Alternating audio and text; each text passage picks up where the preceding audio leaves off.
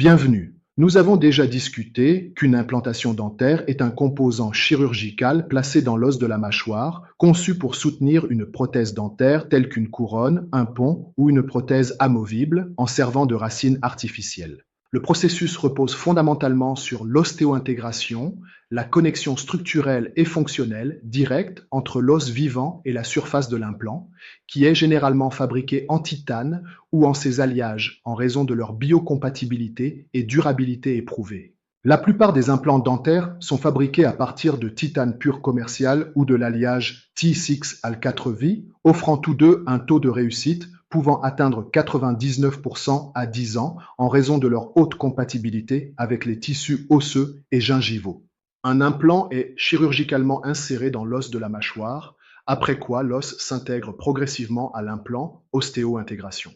Une fois stable, une dent ou un dispositif prothétique est fixé. Les implants dentaires sont la référence en matière de remplacement des dents manquantes, offrant une meilleure efficacité de mastication, une esthétique améliorée et une préservation osseuse par rapport aux ponts ou prothèses traditionnelles. Les taux de survie dépassent 97%, mais peuvent être affectés négativement par des conditions de santé systémiques telles que le diabète non contrôlé, le tabagisme ou l'ostéoporose, une qualité osseuse altérée ou un protocole chirurgical inapproprié. Les avancées récentes dans les implants dentaires incluent des modifications de surface au niveau nanométrique et des revêtements antimicrobiens pour améliorer l'ostéo-intégration et prévenir des infections telles que la péri-implantite.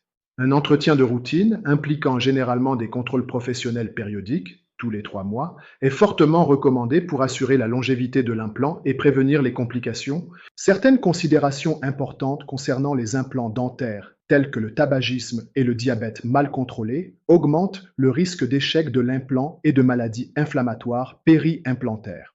Les implants peuvent être placés immédiatement après l'extraction d'une dent ou après une période de cicatrisation, avec des résultats à long terme comparables, bien que la sélection des patients soit cruciale.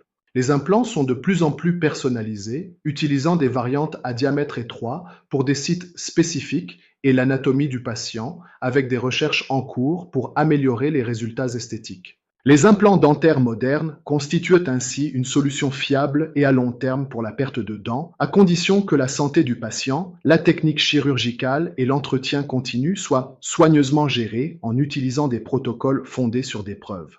Prochainement, nous discuterons de la manière de présenter avec succès un plan de traitement implantaire en tant que médecin à votre patient et comment fixer des objectifs financiers pour votre activité d'implantologie. À la prochaine vidéo.